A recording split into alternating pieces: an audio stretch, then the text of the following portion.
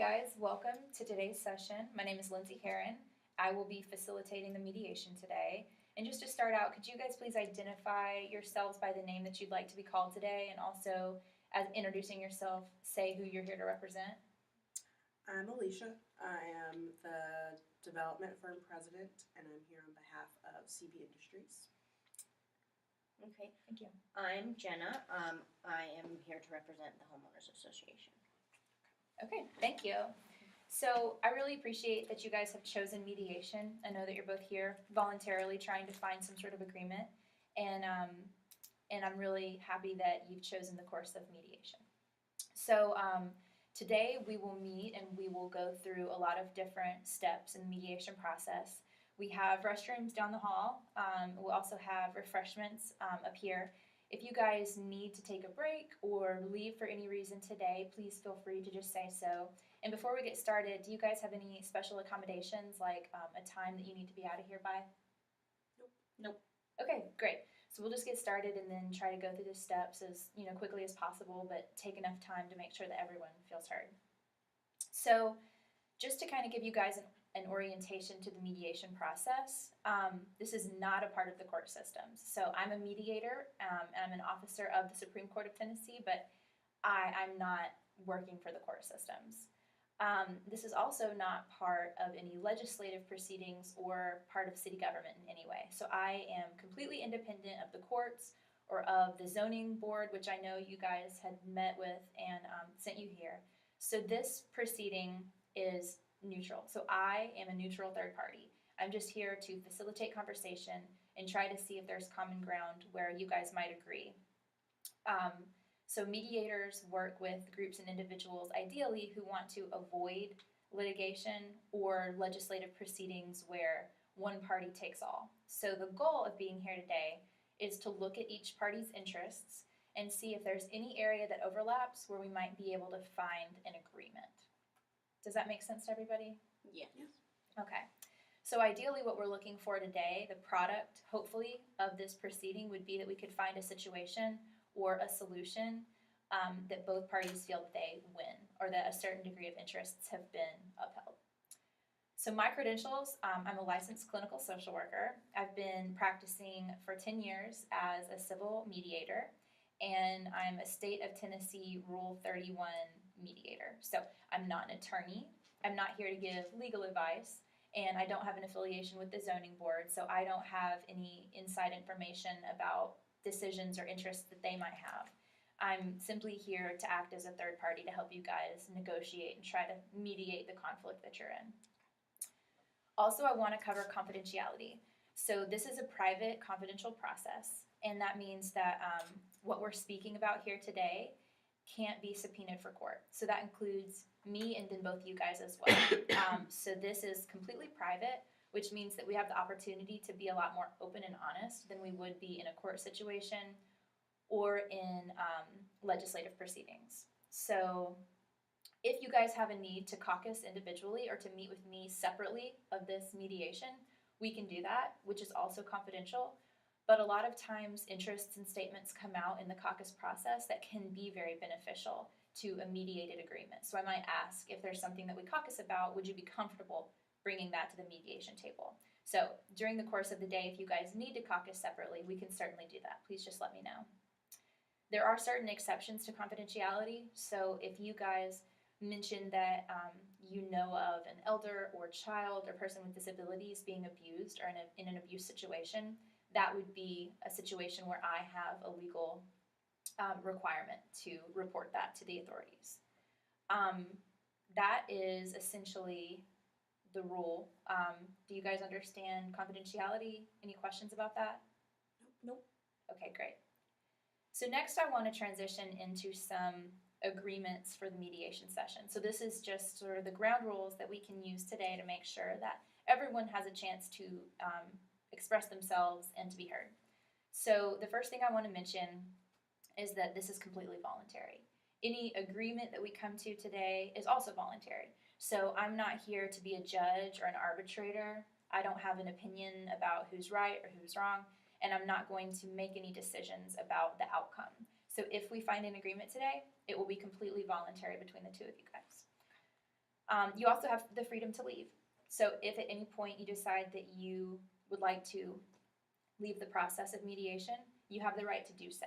But what I would ask of you guys is that if you do feel the need to disengage from the process, that we caucus first and have an opportunity to discuss it before leaving. So if we could all agree to stay in this room and be engaged in the process and to only leave after caucusing with me, then I think that would really help us find more of an agreement. Is that something you guys can agree to? Yes. Okay, great. Also, I think it's important to have mutual respect, all three of us, within this conversation. So the ways that we can show this is by communicating from our own experience. So I know that there is obviously a conflict which brought you guys here to me today, but if you could speak about the conflict from your own perspective and note it as such by using I statements about how you feel and about your own interests, instead of stating how you think the other party might feel, then that'll just help keep things a lot more clear.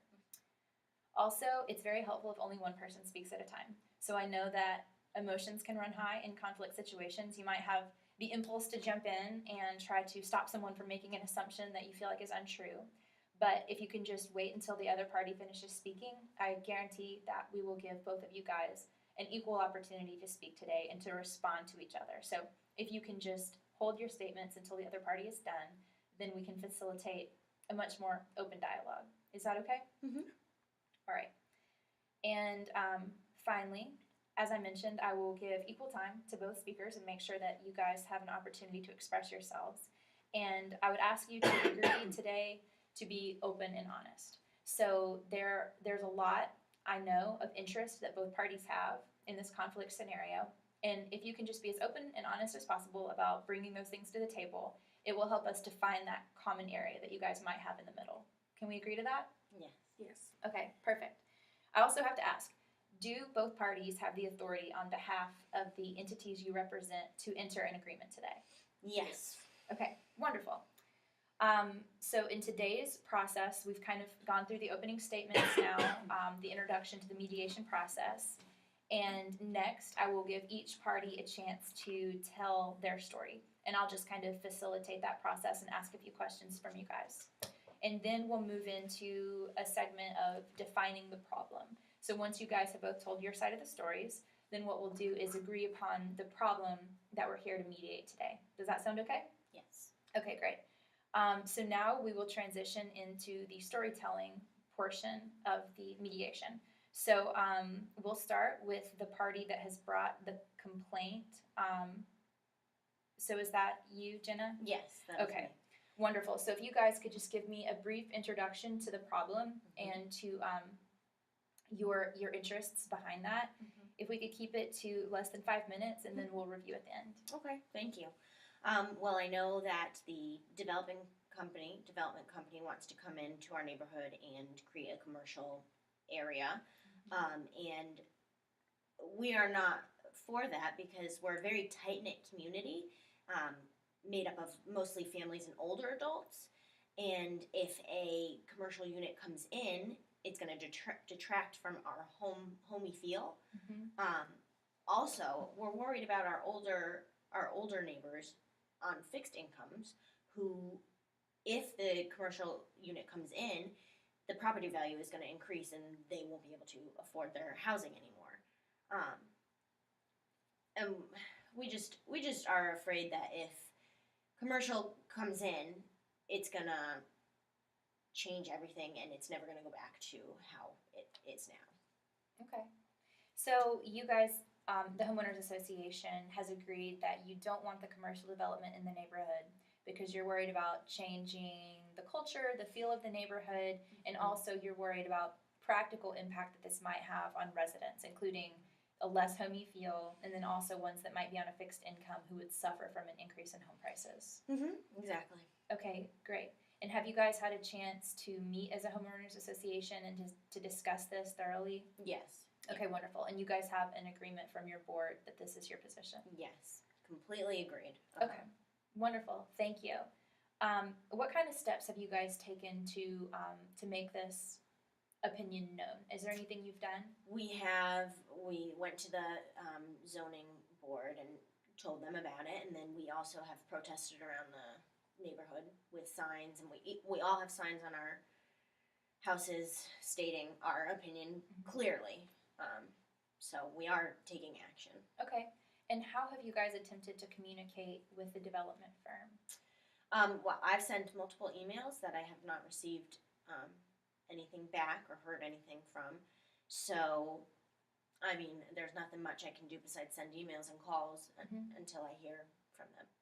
Okay, great. So you guys have tried to initiate some communication, and then you've done other things in the neighborhood, like yard signs, and then going to the zoning board, obviously trying to express the HOA's opinion there. Right, yes. Okay, great. Thank you. Is there anything else you'd like to add? I don't think so. I think that's it. Okay, great. Thank you.